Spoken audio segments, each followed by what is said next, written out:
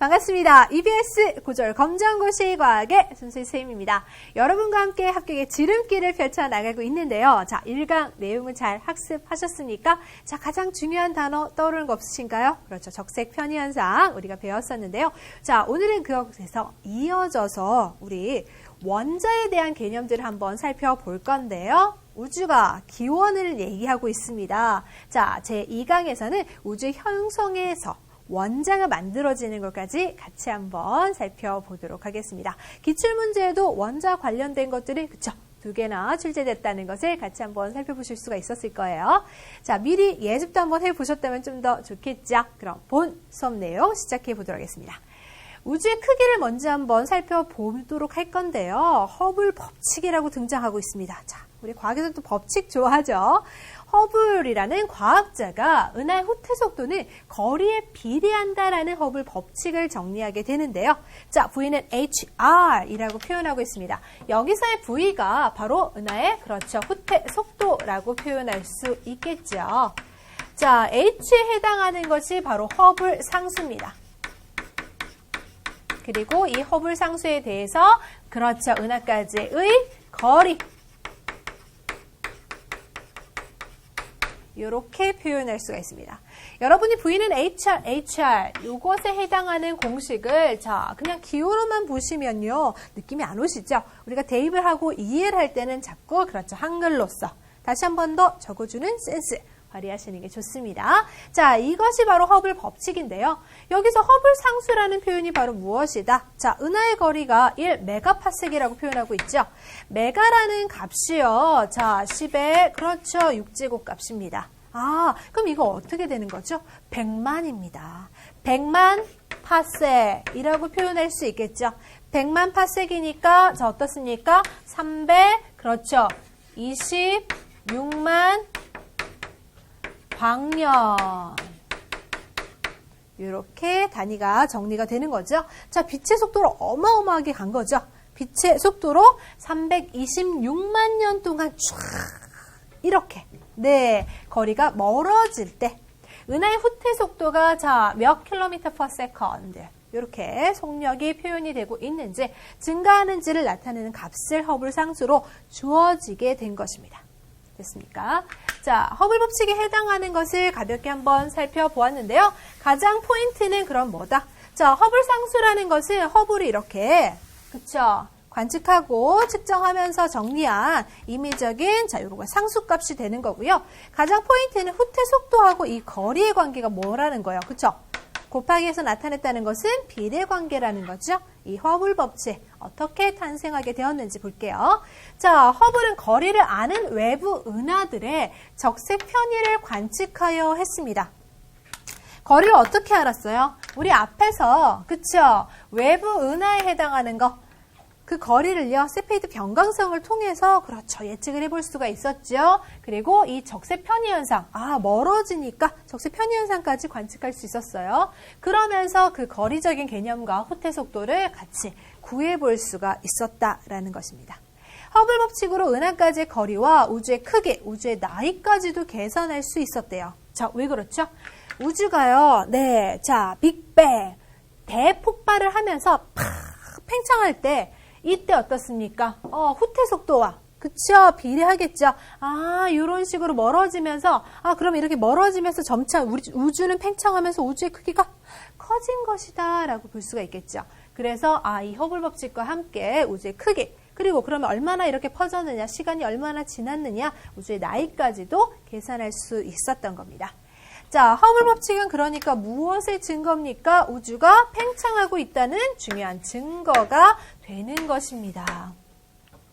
우주가 팽창할 때 또 하나 중요한 사실. 자, 시험 문제 보기로 등장하는 거죠. 우주가 팽창할 때 중심은 없습니다. 뭐로 생각할 수 있냐면요. 우리 흔히 자, 주변에서 그쵸? 풍선이 있습니다. 자, 작은 풍선에다가 먼저요. 우리가 점을 하나 찍어 보도록 하겠습니다. 점을 콕콕콕. 자, 여러 개 찍으면 좋겠지만, 자, 시간 관계상 우리는 2개만 한번 찍어보도록 할게요. 자, 이렇게 점을 찍고 나서요, 이 풍선에다가 바람을 빵빵하게 좀 더 팍팍팍 넣어줄 겁니다. 자, 풍선에 해당하는 것에 바람을 불어주니까 어떻습니까? 풍선이 커지면서 그렇죠. 자, 지금 풍선이 이렇게 커지면서 여기 안에 점을 그쵸? 찍어주었던 애도 거리가 어떻습니까? 어머나 멀어지고 있죠. 아시겠습니까? 네. 그럼 여기에서 자 풍선이 의미하는 것은 바로 무엇이 된다? 그쵸? 우주입니다. 그리고 결과적으로 지금 뭐가 이루어졌다? 아, 팽창. 우주가 이렇게 팽창할 때 그럼 여기서 노란색 얘가 표현하는 것은 바로 무엇일까요? 그렇죠. 이 노란색에 해당하는 것이 외부 은하. 외부 은하가 우주가 팽창하면서 얘가 멀어졌구나 라는 사실을 확인시켜 주는 거죠. 이때 팽창하는 중심은 없죠. 자, 옆에 여러 개 찍힌 점들이 있습니다. 어때요? 그쵸? 자연스럽게 쫙 팽창하면서 딱히 하나의 중심은 없지요. 알겠습니까? 자, 우주가 팽창하는 거 같이 우리가 풍선으로 한번 생각해 볼 수가 있었습니다. 자, 허블 법칙에 해당하는 것은 우주 팽창의 증거라고 했습니다. 자, 다시 한 번 더 공식 기억해 볼까요? V는 HR이었습니다. 자, 그렇다면 우리 허블 법칙을 통해서 우주의 나이, 크기도 알 수 있다는데 어떻게 알아낼 수 있는지 차근차근 살펴보도록 하겠습니다. 허블이 관측한 외부 은하의 거리 그리고 후퇴 속도 그래프가 되어 있는데요. 자, 주어져 있는 그래프만 나오면 긴장하시는 분들이 있는데 사실은 그래프는 굉장히 쉬운 힌트입니다. 여러분에게 이렇게 하나 그렇죠. 힌트 던져주는 거예요. 잘 캐치하셔야 되겠죠. 지금 보시면요. 자, 거리 있고 후퇴 속도 있습니다. 중간중간에 여러 가지 이런 점들이 있는 것은 관측값들이기 때문에 그렇죠. 데이터들이 이런 데이터들이 있다. 하지만 이 데이터들의 그렇죠. 큰 틀이 있잖아요. 이 데이터들을 쭉 한번 틀을 잡아보니까 여기 녹색 선 지나가는 거 보이시죠? 그래요. 전체적으로 이 데이터들을 한번 살펴보니까 거리와 후퇴 속도가 무슨 관계다? 비례 관계다. 그렇죠. 그걸 지금 알려주는 그래프입니다. 포인트 굉장히 간단해요. 비례 관계. 그거 알려주는 거구나. 자, 그래프의 기울기는 항상 우리 수학 시간에 배우셨죠? X 증가량분의 Y 증가량입니다. 그래서 여러분 어렵게 생각하지 마시고 그냥 X축에 있는 글자. 그렇죠. 거리. Y축에 있는 글자. 후퇴 속도. 그대로 대입만 하시면 돼요. 어떻게 됐습니까? 거리분의 후퇴 속도. 자, 그랬더니 그래프의 기울기 허블 상수 의미하게 되겠죠. 우리 앞서 허블 법칙. 그렇죠. 다시 한 번 더 뭐라고요? V는 HR. 한 번 더 적어볼까요? 허블 아저씨가요. 자, 이 과학자 아저씨가 허블 법칙이라고 두둥 표현한 것이 V는 HR 이었습니다. 자, V 후퇴 속도였죠. H 허블 상수 R 은하까지의 거리 이렇게 표현했어요. V는 HR의 허블 법칙을 기준으로 보세요. 후퇴 속도. 자, 그리고 거리 이항시켰죠. 거리를 이항시킵니다. 아하, 그러니까 허블 상수 H 딱 떨어지죠. 맞습니까? 기울기가 의미하고 있는 것이 허블 상수구나. 이렇게 해서 자, 허블 아저씨가 허블 상수를 딱 정리하게 된 거구나. 어떤 비례 관계식에서 들어가는 상수 이런 식으로 확인하셨고요. 자, 외부 은하의 거리가 점점 더 멀어질수록 후퇴 속도가 어떻습니까? 더 커진다라는 거. 그렇죠? 거리가 보세요. 거리가 이렇게 멀어지고 있으니까 후퇴 속도 값이 이렇게 커지고 있잖아요.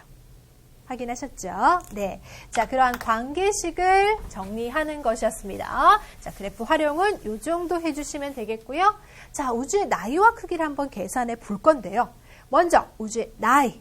우리가 허블 시간이라고 해서 자, 타임, t 소문자로 지금 표현하고 있는데요. 우주의 팽창 속도가 일정하다고 가정하고 있어요. 우주가 일정하게 일정하게 이렇게 팽창하고 있다라고 가정했을 때 초기 우주가 한 점에서 최초는 하나의 점에 불과했었다. 그쵸? 초기 우주가 한 점에서 현재의 크기로 팍 팽창하는 데까지 걸린 시간을 우리가 우주의 나이라고 이렇게 시간이 흘렀구나. 네, 표현하고 있는데요. 우주의 나이를 한번 계산해 보니까 어느 정도 숫자가 나왔느냐? 자, 약 137억 년입니다. 어마하지요. 자, 이 137억 년이라는 거 어떻게 계산할 수 있었냐면요. 기본적으로 자, 우리 평소 알고 있는 식이에요. 속력은 뭐다? 시간분의 거리. 다시 한 번 더 속력을 시간분의 거리. 기본적인 속력은 시간분의 거리라는 그 공식에다가 우리 아까 허블 법칙 뭐라고요? V는 HR. 요것을 대입합니다. 자, 이렇게 해보니까 V가 그렇죠. V와 같다. 그럼 어떻습니까? 속력에 해당하는 거 시간분의 그렇죠. 거리 됐고요. 자, 허블 법칙의 후퇴 속도도 하나의 속력 개념이니까 HR 이렇게 표현하고 있죠. 맞습니까? 네. 자, 요것에 해당하는 것을 그대로 지금 대입하고 있는 거예요. 이때 우리 거리 개념에 해당하는 것은 역시 또 뭡니까? 그렇죠. R 표현할 수 있겠죠? 그러면 이 부분에 해당하는 것이 자, 얘도 거리, 나가리. 그쵸? 되겠죠? 자, 그럼 나머지 어떻게 됩니까? 시간분의 1이죠? 시간분의 1은 허블 상수. 이항시켜 볼게요. 자, 이항시키니까 시간은 어떻게 됩니까? 허블 상수 분의 1. 그쵸? 요렇게. 아, 정리가 되는 거구나. 이항시키니까. 됐나요? 확인하셨습니까?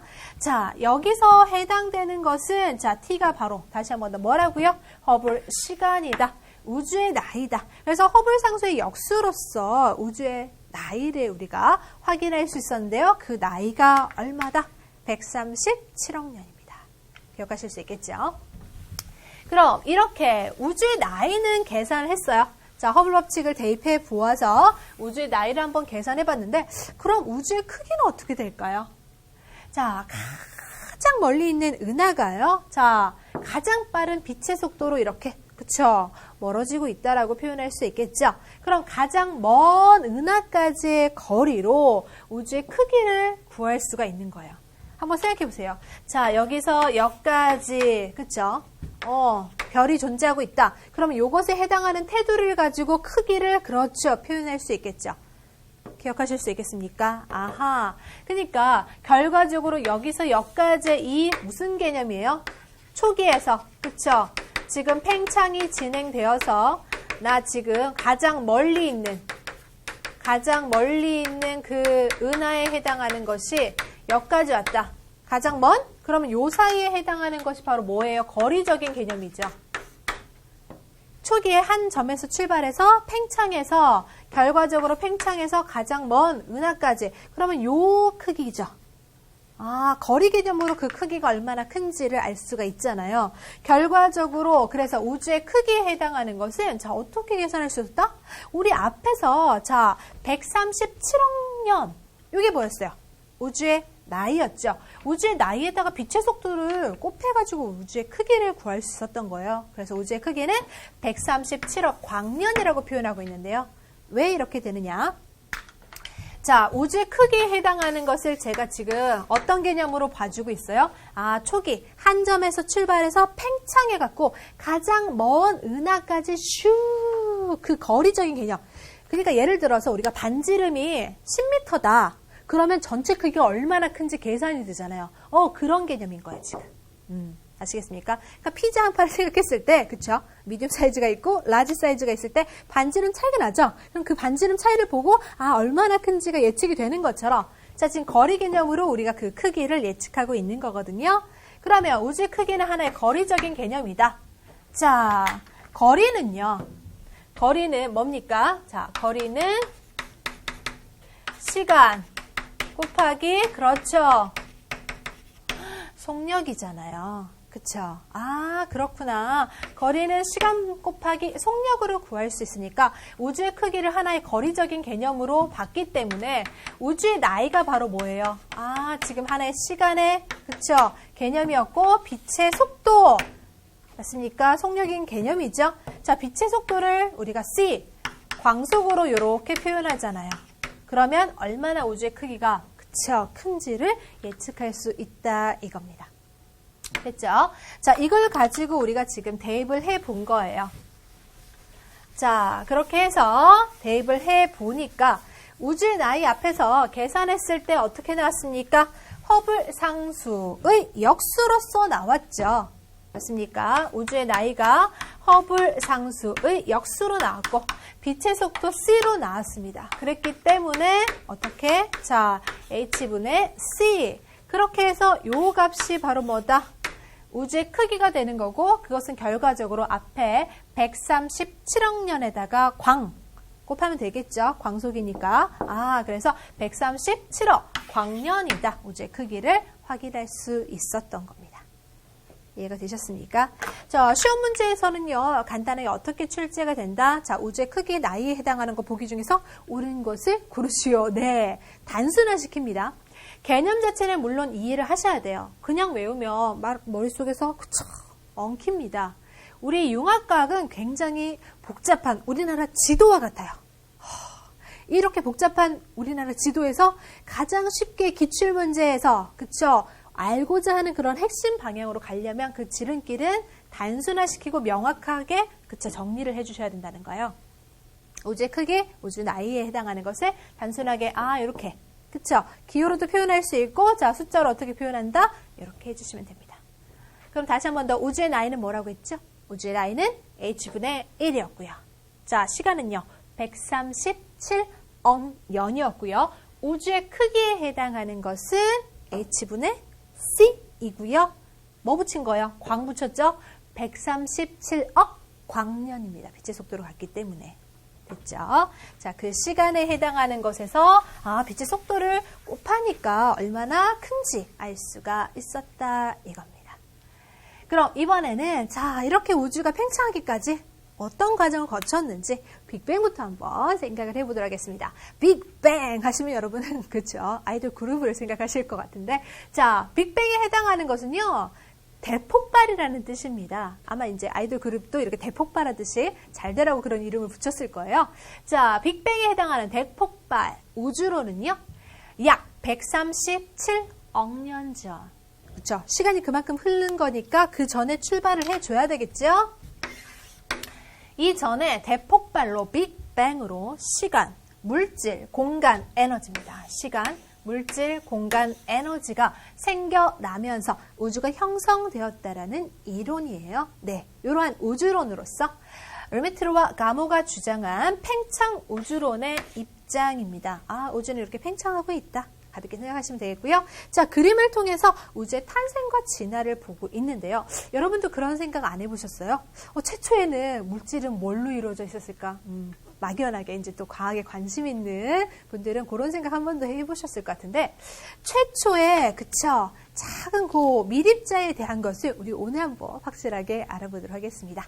자, 빅뱅을 출발합니다. 팍 하면서 엄청 작은 거예요. 아마 여러분이 그 전에 중학교 교육과정에서는 작은 입자 하면 그쵸 원자 이렇게 하셨잖아요. 근데 빅뱅의 그쵸 최초 밀입자 훨씬 더 굉장히 작은 그 입자에서는요 더 작은 입자들이 지금 등장하고 있습니다. 자, 뭐 개념이 나오고 있어요? 쿼크.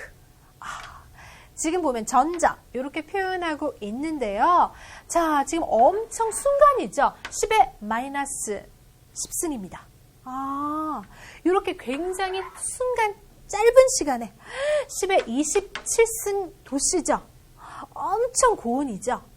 아주 짧은 순간 최고온에서 폭발이 일어나면서 엄청 작은 그쵸 밀입자가 만들어지게 되는데요. 쿼크 표현하고 있습니다. 선생님 근데 여기 쿼크 왜 색깔이 달라요? 하실 거예요. 네, 업쿼크와 다운쿼크가 있거든요. 네, 그래서 여기에서 지금 붉은색, 검은색으로 그쵸 업쿼크, 다운쿼크를 구분한 것 같아요. 양성자 보니까 그렇죠. 맞습니까? 자, 쿼크, 업쿼크, 다운쿼크 이런 것들이 만들어지고 있고요. 자, 그 다음에 전자라고 표현하고 있는데 우리 교재에서 또 렙톤이라는 표현이 있으실 거예요. 렙톤에 해당하는 종류 중에 그렇죠. 이렇게 전자라는 종류가 들어가 있어요. 렙톤. 굉장히 작은 입자예요. 그러니까 쿼크보다 훨씬 더 그렇죠. 밀입자적인 개념으로서 경입자라고도 표현하거든요. 굉장히 가볍다. 그래서 이러한 전자. 네. 기억을 한번 해주시고요. 자, 렙톤 안에 그 전자라는 종류가 들어가 있구나. 자, 그래서 전자, 쿼크 등 이런 굉장히 작은 입자부터 출발합니다. 생성되고 이 작은 입자들이 자 시간이 좀 흘렀어요. 아까보다 시간 흘렀고 온도는 어때요? 좀 식었죠? 네. 온도 식은 겁니다. 2주면 엄청 뜨거운 거 아니야? 싶겠지만 그 앞에 전자 쿼크가 생성되는 당시보다는 조금 식었어요. 순식간에 그 다음 조금 식으면서 시간 살짝 지나면서 양성자와 중성자가 생성이 되는데 자, 양성자, 중성자는 살짝 또 들어보신 분들도 있을 겁니다. 이 양성자, 중성자가 모여서 원자 핵을 만들잖아요. 오, 그럼 아직 그 전 단계군요. 그쵸? 양성자, 중성자 만드는 걸 얘기할 거예요. 여기 쿼크 보이시죠? 자, 쿼크하고요. 지금 만나서 양성자, 중성자가 만들어지는데 업쿼크, 다운쿼크가 만나면서 지금 양성자 지금 형성되는 거. 그쵸? 중성자 형성되는 거 보이시는데 지금 까만 거 하나에 빨간 거 2개. 여기는 빨간 거 하나에 까만 거 2개. 아, 개수가 다르구나. 그쵸? 네. 업쿼크 하나에 다운쿼크 2개. 또는 이제 다운쿼크 하나에 업쿼크 2개. 요런 식으로. 그쵸? 요런 식으로 서로 개수 다르게 해서 양성자, 중성자를 묶어주고 있어요. 알겠습니까? 쿼크가 결합하면서 양성자, 중성자가 생성이 되고 있고요. 자, 바깥쪽에 전자는 아직 돌아다니고 있습니다. 전자. 굉장히 미립자, 가벼운 경입자라고 했죠? 네, 요거 돌아다니고 있고요. 여기까지는 양성자, 중성자가 먼저 생성되는 단계였고 자, 좀 더 지납니다. 시간 약 3분 정도 흘렀습니다. 온도 그쵸? 더 떨어졌죠? 아까 조 단위였는데 이번에는 수백만, 그쵸? 억 단위 이런 식으로 온도가 약간 떨어집니다. 조 밑에 억이죠. 네. 그 다음 천만, 백만 이런 식으로 온도가 조금 떨어지면서 자, 수소, 헬륨, 원자핵이 생성되고 있는데 지금 보시면 원자핵에 해당하는 거 삼중수소 맞습니까? 자, 삼중수소에 해당하는 원자핵이 있고요. 지금 중수소에 해당하는 원자핵이 있고요. 그 다음 헬륨 원자핵이 있습니다. 알겠습니까? 자, 여기 글자가 삼중수소예요. 삼중수소 원자핵이고요. 중수소 원자핵입니다.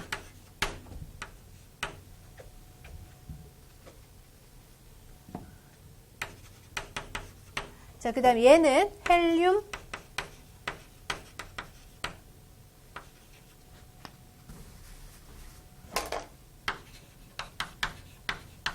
옆으로 적다 보니까 글자가 자꾸 찌그러지죠. 자, 헬륨 원자핵이 있습니다. 지금 보시면 빨간색하고 검은색에 해당하는 것으로서 지금 그쵸? 표현하고 있는데요. 자, 삼중수소에 해당하는 원자핵, 그 다음 여기에 해당하는 것은 중수소, 지금 헬륨에 해당하는 거 각각 표현하고 있는데 우리 양성자하고 중성자의 개수가 틀려요. 그래서 지금 알갱이들이 이렇게 다르게 표현되고 있구나 라고 생각하시면 됩니다. 알겠습니까? 아하, 우리 삼중수소, 중수소에 해당하는 것은 뒤쪽에 동위원소 언급하면서 살짝 말씀드리도록 할게요. 얘네들은 양성자 수는 동일하지만 중성자 개수가 달라서 그쵸? 원자량 값이 달라지게 되는 거거든요. 그래서 동위원소라고 하는 것입니다. 자, 지금 보면 중수소, 삼중수소 그리고 헬륨 만들어지는 요 과정들이 이렇게 진행되고 있다. 자, 그리고 좀 더 시간이 흘러요. 약 30만 년 정도 흐르고 자, 온도 더 떨어졌죠. 아까보다 더 떨어지면서 중성 원자가 만들어진다. 이제부터 이제 여러분이 중학교 과정에서 많이 봤던 원자, 중성 상태가 만들어지는데 이 중성 상태 원자는요. 바깥쪽에 누가 돌고 있어요? 그쵸? 여기서 보시면 바깥쪽에 전자가 돌고 있습니다. 네, 바깥쪽에 돌고 있는 게 뭐라고요? 전자입니다. 되셨죠? 자, 여기 중앙에 해당하는 것이 지금 자, 하나 존재하고 있었다면 수소. 그쵸? 수소에 해당하는 것은 우리 존재할 때 양성자가 중앙에 하나 존재하고 있고 자, 얘가 원자핵을 이루고 있고 바깥쪽에서 누가 돌고 있다?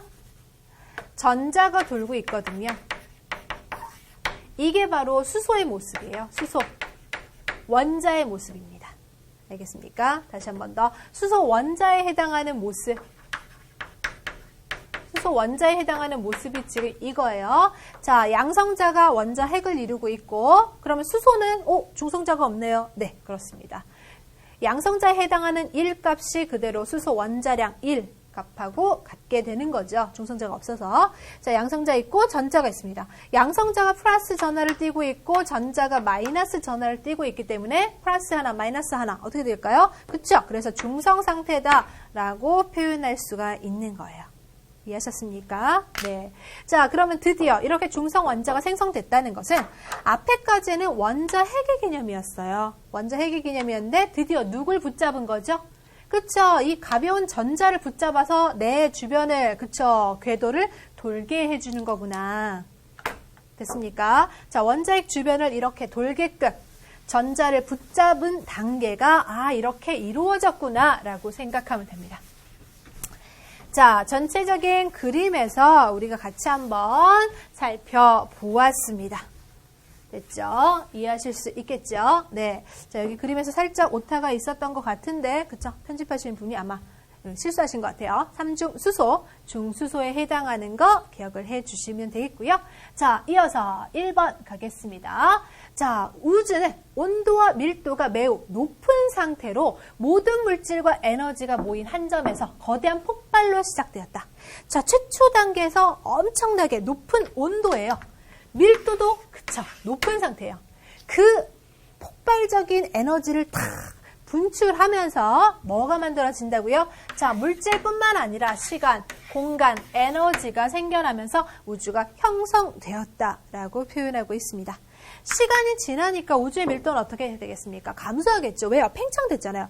이 뭉쳐있다가 퍼지니까 그렇죠. 밀도는 감소한다라고 표현할 수 있겠죠. 그리고 이렇게 팽창함에 따라서 그 열 에너지 어떻겠습니까? 식겠죠. 그래서 식기 때문에 우주의 온도도 역시 점점 낮아지게 되었다라고 표현할 수 있는 겁니다. 이해되셨습니까? 네. 자, 이렇게 우주 대폭발에 대해서 우주 팽창을 같이 한번 살펴볼 수가 있었어요. 자, 그럼 원자 형성을 보도록 할게요. 팽창하는 우주로 인해서 온도가 낮아지면서, 자, 온도가 떨어지는 거죠? 그쵸? 팽창하면서 제가 밀도도 감소하고 온도도 떨어질 것이다 말씀을 드렸잖아요. 그때 자, 무엇이 만들어졌습니까? 앞에 그림에서 살펴보셨어요? 기본 입자 먼저 출발합니다. 기본 입자, 요 기본 입자가 아까 뭐라고 했습니까? 쿼크와 렙톤이라고 말씀을 드렸어요. 자, 기본적으로 여러분이 또 배우는 용어니까 쿼크와 렙톤 이라고 표현해 주시고요. 자, 여기서의 쿼크, 업 쿼크, 다운 쿼크 등등이 있고요. 렙톤에 해당하는 것은 자, 우리 가벼운 경입자라고 했죠. 이 경입자에 전자 들어갑니다. 중성미자 등등이 있거든요. 자, 여러분은 이제 고졸 검정고시이기 때문에 좀 더 심플하게 전자 기억해 주시면 좋을 것 같아요. 자, 이렇게 쿼크와 렙톤 기본 입자 만들어지고 이 기본 입자 중에서 누구? 그렇죠. 바로 쿼크에 해당하는 것들이 모여가지고요. 양성자, 그쵸, 중성자를 만들게 됩니다. 그리고 자, 양성자, 중성자는 모여서 또 무엇을 만들게 되겠습니까? 그렇죠. 원자핵을 만들게 되겠죠. 원자핵은 양성자와 중성자가 만났어요. 그렇게 해서 원자핵이 만들어지는 거고, 여기에서 그럼 이번에는 자, 원자에 해당하는 건 뭐라고 했어요? 원자에 해당하는 것은 이렇게 땡길까요? 중앙에 지금 원자핵이 있었고요. 원자핵이 뭐라고요? 양성자, 중성자. 자, 이러한 원자핵. 그리고 바깥쪽을 누가 돌고 있다? 네, 누구? 전자. 우리 아까 여기 렙톤 경입자에 가벼운 전자라는 개념이 있었다고 했죠? 걔가 원래는 이렇게 돌아다니고 있었는데 걔를 드디어 붙잡은 거예요. 이 전자를 붙잡아서 너 원자핵 주변을 돌아버려. 네, 돌아 이렇게 해준 거죠. 이게 원자의 탄생입니다.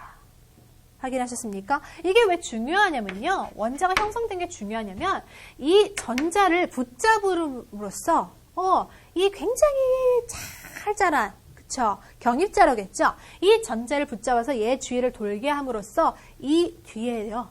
빛이 그렇죠. 자연스럽게 형성이 될 수가 있었어요. 빛이 이렇게 통과하고 움직일 수 있었단 말이에요. 알겠습니까? 얘가 이렇게 막고 있을 때 우리 있잖아요. 얼굴에 때가 굉장히 많이 껴있으면 피부가 이렇게 하얀지 잘 모르잖아요. 근데 이렇게 떼 벗겨내고 나면 이 물질, 그쵸? 벗겨내고 나면 얼굴 하얗게 보이는 것처럼 이 살짝한 미립자, 전자를 이렇게 딱 원자핵 주변을 돌게 함으로써 원자가 딱 형성되면서 주변이 좀 정리되는 거예요. 주변에 지저분하게 잘 자란 그 전자들을 정리해서 깔끔하게 빛이 쭉쭉쭉 뻗어나갈 수 있게끔 네 해줄 수 있다는 거예요. 그래서 원자가 탄생이 중요합니다.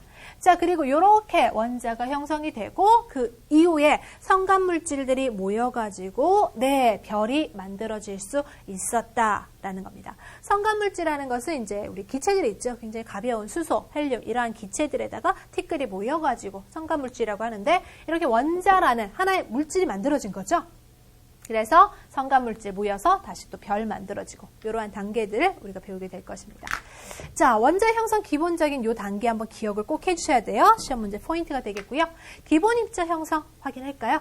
더 이상 분해할 수 없는 물질의 기본 단위가 기본 입자예요. 여러분이 중학교 교육과정에서는 원자를 배우셨지만 이번에는 좀 더 그쵸? 작은 밀입자 개념을 확실하게 배우고 간다.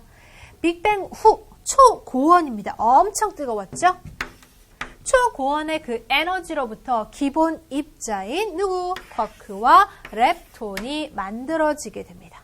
그리고 자 양성자와 중성자 어떻게 형성된다고요? 업 쿼크, 다운 쿼크가 그쵸? 자, 요 힘 중요합니다. 강한 핵력이라고 돼 있어요. 우주에 존재하는 힘 중에서요. 우주에 존재하는 힘 중에서 제일 세요. 네, 우주에 존재하는 힘이 그럼 또 뭐가 있느냐? 궁금하시겠죠? 자, 우리 물리학에서 우주에 존재하는 우주의 4가지 힘을 얘기를 하게 되는데 그 중에 가장 센 애가 바로 뭐다? 넘버 원. 얘가 강한 핵력이에요. 알겠습니까? 자, 이 강한 핵력에 해당하는 것은 강한, 그쵸? 상호작용이라고 볼 수가 있는데, 이렇게 업쿼크와 다운쿼크가 만나면서 뭘 만든 거예요? 양성자하고 중성자를 형성할 수 있었죠? 이렇게 양성자와 중성자를 형성할 수 있는 그러한 강한 핵력에 해당하는 것이구나, 라고 생각해 주시면 됩니다. 알겠습니까? 자, 이 힘을, 그쵸? 하나의 이렇게 입자를 형성하게 되잖아요. 밀입자를 붙잡아갖고. 그쵸? 그 산만하게 돌아다니던 그 밀입자를 탁 잡아갖고 기본적인 거죠. 물질이 만들어지기 위해서 가장 기본적인 그 강한 힘이다. 강한 핵력이고요. 자, 우리 두 번째로 강한 힘은 뭘로 보냐면 전자기력으로 봐요. 전자기력에 해당하는 것은 우리 플러스 전화, 마이너스 전화 알죠? 전화 사이에 작용하는 그쵸? 힘. 이게 전자기력입니다. 이러한 전자기력을 통해서 우리 화학 반응들이 그렇죠. 만들어지고 물질의 구조 자체가 또 형성될 수 있었고 그래서 이게 두 번째로 강한 힘으로 보고요. 자, 세 번째로 강한 힘은 지금 아직 안 나왔는데 뒤쪽에서 나올 겁니다. 자, 약한 핵력이라고 합니다. 약한 핵력에 해당하는 것은 이게 이제 하나의 무너지는 힘이라고도 보는데, 그러니까 변환되는 거예요. 양성자와 중성자에 해당하는 것들이 서로 변환되는 거거든요. 우리 앞에서 강한 핵력은 이렇게 얘네들을 딱 잡아가지고 양성자, 중성자를 이렇게 형성하는 힘이고, 그러니까 이게 간단하게 얘기하면 요거는 지금 형성하는 힘이었죠, 맞죠? 형성하는 힘이었고, 요거는 변환했구나. 양성자, 중성자가 그쵸, 변환. 무너지는 힘이다. 이렇게 배울 수가 있고요. 자, 그 다음 네 번째는 여러분이 가장 쉽게 표현하는 중력. 얘가 제일 약해요. 우리 주변에서 흔히 중력하면 이제 많이 느끼기 때문에 중력 제일 아니야 싶으실 텐데 사실 우주에 존재하고 있는 이제 만물을 탄생시키고 형성시켰을 때 가장 큰 힘은 강한 핵력, 그 다음 전자기력, 약간 핵력, 그 다음 중력이 제일 꼴찌예요. 중력에 해당하는 것은 뭡니까? 질량을 가진, 그쵸? 질량을 가진 물체 사이에 작용하는 힘이라고 볼 수 있겠죠. 알겠습니까? 이렇게 좀 더 미립자일수록 그걸 단단하게 붙잡고 있는 그 힘이 제일 컸구나. 그렇게 생각하시면 좀 더 쉬울 것 같아요. 자, 우주의 4가지 힘 가볍게 한번 말씀을 드렸고요. 자, 그럼 얘네들 중에서 가장 강한 애가 강한 행력. 네, 그걸로 뭐가 만들어졌다고요? 업커크, 다운커크가 결합해서 양성자, 중성자가 형성될 수 있었구나 라고 생각하시면 됩니다. 됐죠? 자, 그럼 양성자, 중성자를 우리가 하나하나 좀 더 살펴볼 건데요. 먼저 그림 상태 보도록 하겠습니다. 자, 양성자에 해당하는 것은 지금 업커크죠? 업커크에 해당하는 것에 약자로 U 지금 들어갑니다. 업커크 2개에다가 다운커크 하나입니다. 다운의 첫 글자 따서 역시 D 쿼크 이렇게 표현하고 있습니다. 쿼크 2개, 다운 쿼크 1개입니다. 이렇게 해서 지금 양성자 만들어졌는데요. 이때 전하량 어떻게 표현되고 있는지 한번 볼게요. 자, 쿼크에 해당하는 것이 플러스 3분의 2 값을 갖고 있고요. 자, 그럼 2개 더한 것에다가 다운 쿼크는요, 마이너스 3분의 1이래요. 그럼 요거 다 계산을 해보니까 결과적으로 플러스 1의 값을, 그렇죠. 무슨 전하를 띈다?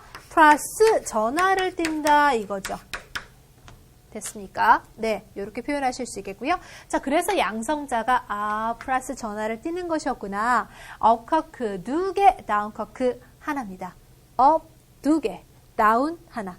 업 앤 다운 기억하실 수 있겠죠? 업 2개, 다운 하나. 이게 기본적으로 양성자 출발이었고요. 자, 플러스 전하를 띈다. 확인하셨습니다. 자, 이때 특이점. 수소 원자는 중성자가 없어요. 양성자 하나가 원자 핵 자체로 표현할 수가 있습니다. 그래서 우리가 수소 원자량을 1이라고 하죠. 양성자 하나, 그쵸? 1값으로서 표현되는 것입니다. 기억하실 수 있겠어요? 네. 자, 이어서 중성자 보겠습니다. 자, 중성자는 말 그대로 중성이에요. 전하를 띄지 않습니다. 확인 한번 해볼게요. 자, 이번에는 업커크가 하나예요. 다운커크가 2개입니다. 업커크 하나에 다운커크 2개. 그러니까 요거 헷갈리시면 확실하게 양성자만 기억하는 거예요. 양성자 먼저 업 2개, 다운 하나 해주시고 중성자는 반대라고 하시면 되잖아요.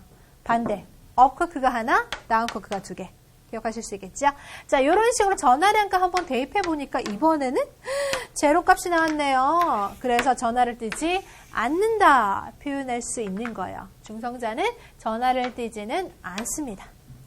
자, 양성자 수는 같지만 중성자 수가 다른 것을, 자, 드디어 나왔네요. 여기서 얘기하려고 했죠, 제가. 자, 동위원소라고 합니다. 중성자 수가 다른 요거, 동위원소. 자, 땡겨서 한번 슉 적어보도록 할까요? 예를 들어서, 자, 이 동위원소에 해당하는 거, 우리가 흔히 알고 있는 게 얘가 수소예요. 원자번호 1번이죠. 원자번호 1번이고, 얘 원자량 값이 1입니다. 네, 얘가 바로 우리가 알고 있는 수소고요. 자, 그 다음 얘가 중수소입니다. 이 중수소는요, 뭐가 하나 더? 그쵸? 이 수소에 비해서 중성자예요. 이 중성자가 하나 더 많은데 우리가 원자량을 계산할 때 뭐 가지고 계산할 수 있냐면요, 이 양성자에다가 뭘 더해요? 중성자를 더한 값을 가지고 원자량을 계산해요. 선생님, 원자에 전자도 있지 않나요? 전자는 제가 뭐라고 했죠? 경입자. 굉장히 가벼워요. 엄청 가벼워요. 상대적으로. 예를 들어 좀 더 쉽게 표현한다면 양성자, 이게 운동장이라면, 그쵸? 그러면 전자는 어떤 존재가 되면 운동장 밖에서 놀고 있는 아이? 네, 이런 느낌인 거예요. 그러니까 엄청 양의 차이가 나죠. 그래서 원자량 자체에 해당하는 것은, 자, 이렇게 양성자, 중성자 값만으로도, 그쵸, 계산이 된다. 전자는 계산에 집어넣지 않아요. 워낙 소량이라서. 아시겠습니까? 0.0000 한참 가야 되기 때문에. 됐죠? 자, 그럼 원자량을 이렇게 양성자, 중성자로 계산을 해서, 중수소에 해당하는 것에 중성자 요게, 그쵸, 수소에 비해서 하나 있어요. 자, 그래서 2 이렇게 되는 겁니다. 기억하실 수 있겠습니까? 자, 수소는 뭐만 있다고 했어요? 양성자수 1개만 있습니다. 수소 앞에서 그림 한번 그려드렸죠? 여기 양성자가 하나 있고 전자가 하나 있고 요렇게 얘가 지금 수소라고 했잖아요.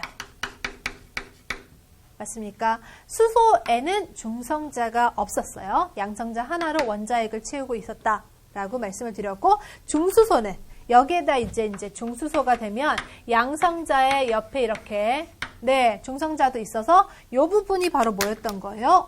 요게 지금 원자핵 부분. 그쵸? 중수소라면 이렇게 되는 거예요. 그래서 2 된 거죠. 자, 그 다음에 삼중수소 볼게요. 삼중수소는 말 그대로 3. 뭐가 또 많을 것 같아요? 그렇죠. 동인 원소의 특징은 중성자 수가 다르다고 했으니까 중성자가 하나 더 많구나. 중성자가 그럼 삼중수소가 되려면, 여기 삼중수소가 되려면 중성자가 여기 하나 더, 그렇죠. 요렇게 들어가시면 됩니다. 알겠습니까? 그러면 하나, 둘, 셋, 그러니까 3 이렇게 되는 거죠. 삼중수소는. 확인하셨습니까? 자, 이러한 개념입니다. 동위 원소에 대해서 말씀을 드렸어요. 그렇죠? 자, 원자 번호, 양성자 수를 우리가 표현할 수 있거든요. 그래서 양성자 수는 같지만 중성자 수가 다른 것을 동위 원소라고 합니다. 자, 이어서 원자핵 형성 한번 보겠습니다. 빅뱅 초기에 형성된 양성자와 중성자는 서로 결합하면서 빅뱅 후 언제? 3분까지 핵 융합 반응을 합니다. 핵 융합 반응. 이때 수소와 헬륨 원자핵을 형성하는 빅뱅 핵 합성이 이루어집니다. 자, 중수소 원자핵의 생성입니다. 양성자 하나, 중성자 한 개. 그렇죠. 했죠. 양성자 하나, 중성자 한 개가 뭐에 의해서? 강한 핵력에 의해서, 그쵸, 결합합니다. 이렇게 원자핵을 만드는 것도 강한 핵력이었구나. 앞에서 양성자와 중성자 만드는 것도 강한 핵력. 그리고 이것을 결합해서 원자핵을 만드는 것도 강한 핵력. 우리 밀입자를 만들어주고 있는, 그쵸, 형성에서 또 그것보다 좀 더 진화한 입자들을 만들 때 강한 핵력이 굉장히 중요한 거구나. 요게 제일 강한 힘이라고 했죠. 네, 요게 의해서 결합한다. 자, 그 다음에 헬륨 원자핵의 생성인데요. 중수소 원자핵 생성하고 나서 삼중소소 원자핵 생성되거든요. 그 다음 헬륨 원자핵이 생성되게 됩니다. 지금 보면 양성자 늘었죠. 네. 중수소보다 양성자에 해당하는 거 지금 헬륨 원자핵으로 가니까 지금 늘어나게 됩니다. 무슨 단계 되면 중수소를 먼저 표현하면 중수소는 이렇게 된 단계였죠. 삼중수소는 이렇게 된 단계가 삼중수소예요. 자, 그리고 밑에 헬륨 원자핵에 해당하는 것은 헬륨은 번호가 몇 번이에요? 2번이죠. 그러니까 양성자, 그렇죠. 2개라는 거예요. 양성자 2개에다가 중성자가 2개입니다. 그래서 4의 원자량 값을 갖는 것이 헬륨이거든요. 그럼 한번 표현을 해본다면 헬륨은 여기 양성자, 중성자. 이렇게 존재하는 게 뭐라고요? 원자핵. 요게 누구의 원자핵? 헬륨의 원자핵.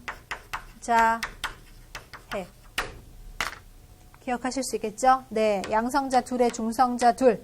여기서는 양성자 하나에 중성자 하나. 그래서 이 값을 가진 거고, 여기서는 양성자 하나에 중성자 둘 합쳐서 3값을 가진 거고, 여기서는 양둘, 중둘 됐습니까?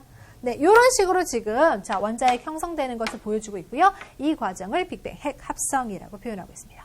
빅뱅 핵 합성이 끝난 후 만들어진 수소 원자핵과 헬륨 원자핵의 질량비가 3대 1이라고 표현하고 있어요. 수소하고 헬륨의, 그쵸? 원자핵 질량비가 왜 요거 3대 1이 됐냐면, 우리 요거 반응할 때요. 빅뱅 핵 합성이 이루어질 때 맨 처음 이제 빅뱅 우주 대폭발이 일어나죠. 대폭발이 일어나고 나서 처음에, 그쵸? 1초 때 상황을 보니까 여기에서 양성자가요. 어느 쪽에 적는 게 좋을까? 이쪽 위에다 적는 게 나을까요? 양성자가 7개일 때 상대적으로 중성자가 1개였어요. 처음에는. 그럼 양성자에 해당하는 걸 제가 편하게 플러스 전화를 띄고 있으니까 이렇게 표현할게요. 하나, 둘, 셋, 넷, 다섯, 여섯, 일곱. 맞나요? 7개. 중성자는 전화 띄지 않으니까 그냥 플러스, 마이너스 필요 없이 그냥 동그라미로 표현할게요. 이러한 비율을 갖고 있었어요. 그럼 여기다 한 번 더 표현해 볼게요. 그러니까 이런 식의 비율을 지금 갖고 있었는데, 이것이 지금 반응이 이루어지면서 결과적으로 무엇이 만들어지고 있습니까? 헬륨이 지금 만들어지고 있으면 테두리 한번 쳐볼게요. 헬륨은 제가 아까 뭐라고 했죠? 양둘, 중둘. 양성자 2개에다가 중성자 2개. 요게 지금 뭐가 되는 거예요? 네. 아, 헬륨이 되는 거죠. 자, 지금 헬륨 몇 개? 지금 헬륨 1개였습니다. 자, 이 앞쪽에 해당하는 것도 한번 표현해 볼게요. 이 앞쪽은 그럼 뭐가 되는 거예요? 그쵸? 자, 6, 6이니까 12개죠? 기억하실 수 있겠습니까? 자, 요게 지금 12개. 요거는 지금 1개인데, 문제에서는 여기서 질량비를 물어봤어요. 수소에 해당하는 것은 질량, 요거, 아까 값이 얼마라고 했어요? 12개인데, 수소, 그냥 우리 수소잖아요. 그러면 1이죠. 원자번호 1에 해당하는 거. 1이죠. 그쵸? 이 헬륨에 해당하는 것은 아까 원자량 얼마였습니까? 4였죠. 개수는 1개지만, 원자량 값이 4니까, 산수해 보세요. 요거, 땅땅, 요거. 12대 4니까 12대 4는 3대 1. 그래서 질량비가 3대 1입니다. 알겠습니까? 그래서 요 과정을 제가 왜 또 강조를 드렸냐면 빅뱅 반응에서요. 자, 지금 초기에서 지금 반응이 진행되면서 결과적으로 질량비가 3대 1이다. 요것이 그러죠. 우주 팽창에 또 증거가 되고 있거든요. 알겠습니까? 이렇게 반응이 이루어지면서 네, 해갑성이 이루어졌구나. 확인하셨습니까? 네. 자, 참고로 기억하시면 돼요. 지금 제가 서술한 내용들을 다 외우실 필요는 없습니다. 요러한 흐름으로 3대1이라는 요런 문구들이 있었구나. 그러니까 무조건 외우려면 느낌이 안 오시잖아요. 그래서 이해를 돕기 위해서 말씀을 드린 거고, 본 교재에 있는 포인트 제가 강조드린 거 있죠. 강한 핵력에 의해서 지금 양성자, 중성자 결합했구나. 이런 것들이 시험 문제에서는 포인트가 됩니다. 됐죠? 자, 그럼 그림을 한번 보도록 하겠습니다. 주어져 있는 양성자, 중성자 만나서 중수소 원자핵 됐고요. 다시 한 번 더 만나면서 삼중수소 원자핵 되고, 그렇죠? 떨어져 나오고, 그 다음 또 충돌하면서 헬륨 원자핵 형성되는 과정을 이렇게 보여주고 있습니다. 빅뱅 핵 합성 과정입니다. 자, 그럼 이번에는 전자를 한번 그렇죠, 잡아볼까요? 원자핵 만들었으니까 자, 원자핵 주변에 돌 수 있는 전자를 한번 붙잡아 보겠습니다. 빅뱅 이후, 자, 요 시간은 기억하셔야 되겠죠? 38만 년. 요거 중요합니다. 우주의 온도가 3000 켈빈 온도, 절대 온도 개념이죠? 과학에서는 절대 온도 많이 쓰니까요. 3000 켈빈 온도로 요만큼 온도가 식었어요. 최초의 빅뱅, 우주 대폭발을 기준으로 했을 때 온도 많이 식었죠? 이렇게 되었을 때 지금 원자핵이 전자를 그렇죠, 잡아줍니다. 돌고 있는 전자를 지금 형성하게 되는 거죠. 전자 결합하면서 처음으로 원자가 만들어질 수 있었고요. 빛의 직진을 방해하던, 빛이 이제 나아가려고 해도 전자가 막, 그렇죠, 방해하고 있는 거예요. 예를 들어 우리가 이제 움직이려고 하는데 여기 이제 지저분한 물질들이 많아 있으면 이렇게 움직일 때 불편한 것처럼 직진을 방해하던 그 전자를 다 붙잡았어요. 전자를 이렇게 붙잡았습니다. 전자가 원자핵에 붙잡힘으로써 빛은 이제 나는 자유롭게 쭉쭉 뻗어나갈 수 있어. 이거죠. 자유롭게 진행할 수 있었다. 됐습니까? 자, 그래서 원자의 구조에 해당하는 것이 시험 문제에서는 잘 나옵니다. 그러니까 시험 문제에서는 앞에 많은 내용은 그쵸, 여러분의 이해를 돕고자 하는 거고, 포인트는 여기서 좀 더 심플하게 출제가 된다겠죠. 검정고시 문제 자체가 네, 짧습니다. 단순하고 명확한 스타일로 출제가 되고 있기 때문에 포인트, 그래서 결과적으로 요게 만들어지구나. 결론을 좋아하거든요, 과학에서. 네. 자, 한번 보겠습니다. 자, 원자핵에 지금 존재하고 있는 것은 양성자와 중성자입니다. 파란색, 빨간색 알갱이로 지금 표현되고 있는 거 양성자, 중성자고요. 바깥쪽에 지금 돌고 있죠. 네, 전자가 돌고 있는 지금 궤도 보이실 겁니다. 확인하셨습니까? 우리가 보어의 원자 모형에서 보시면, 중학교 과정에서 배우신 적 있죠? 자, 보어의 원자 모형에서 보시면 이렇게 바깥쪽에, 자, 전자 궤도, 전자가 돌고 있는 궤도 라인을 표현해주고 있는데요. 여기 지금 작은 알갱이, 그쵸, 전자가 돌고 있다. 확인할 수 있습니다. 자, 원자는 그러니까 원자핵 플러스 전자인데, 이때 원자핵 안에는 양성자와 중성자가 있고, 참고로 수소 같은 경우는 그렇죠. 우리가 알고 있는 흔한 그 수소, 원자량 1값을 가진 것은 중성자가 없는 상태, 양성자 하나, 전자 하나 이렇게 존재하는 상태. 이렇게 기억을 해주시면 됩니다. 지금 원자의 구조를 같이 한번 살펴보았는데요. 원자의 구조에서 자, 시험 문제 활용되는 부분 좀 더 자세히 알아보겠습니다. 원자 핵은 원자 질량의 대부분을 차지한다 말씀드렸죠. 왜요? 전자는 너무 가벼워서. 네. 그래서 우리가 원자량 값을 계산할 때 요 양성자수와 중성자수를 가지고 원자량 값을 그렇죠. 알 수 있다라는 것입니다. 그래서 양성자수, 중성자수 더해서 질량수값 했죠. 그래서 헬륨 같은 경우는 양성자 둘, 중성자 둘 해서 그쵸? 4 질량수 값을 가질 수 있었죠. 양성자와 전자는 그 전하의 절대값이 같고 부호가 반대이다 라고 표현하고 있는데 그러니까 자 플러스 마이너스 부호 반대이다 그 말이에요. 양성자가 플러스 전하 갖고 있을 때 전자는 마이너스 전하를 갖게 된다 그 뜻입니다. 그리고 양성자가 둘이라면 전자도 둘이다. 그쵸? 한번 생각해 보세요. 양성자 둘일 때 전자가 둘이면 그렇죠. 플러스 마이너스 전하랑 같으니까 어떻게 됩니까? 원자는 중성 상태. 그래서 우리가 원자 중성 상태. 그쵸? 자, 중성 원자는 핵에 있는 양성자수 그리고 전자 껍질에 있는 전자수가 어떻다?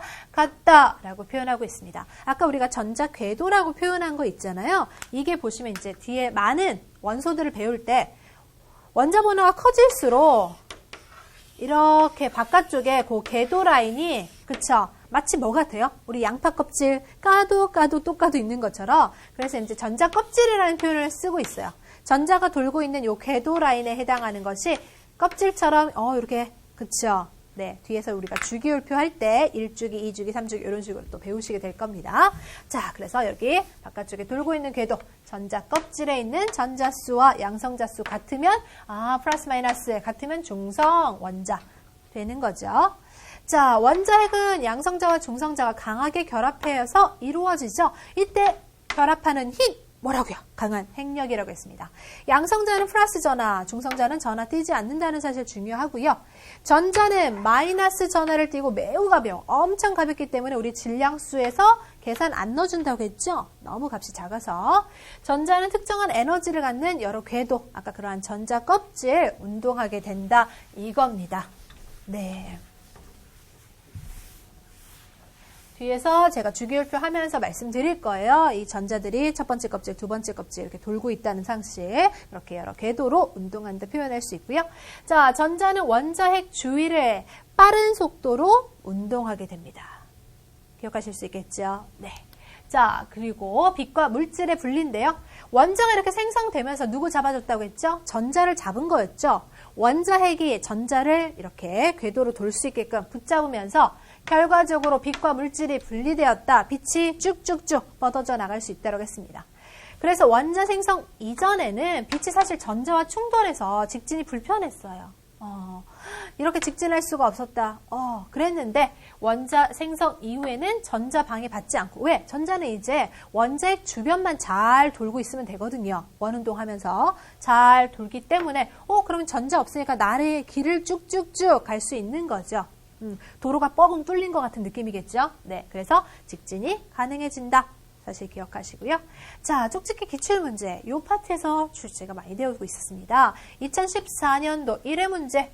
헬륨 원자 지금 보여주고 있는데요. 양성자, 중성자 두 개씩. 그쵸? 확인하실 수 있겠죠? B가 지금 보니까요. 뭐예요? 전하 띄고 있지 않다는 건 B는 중성자.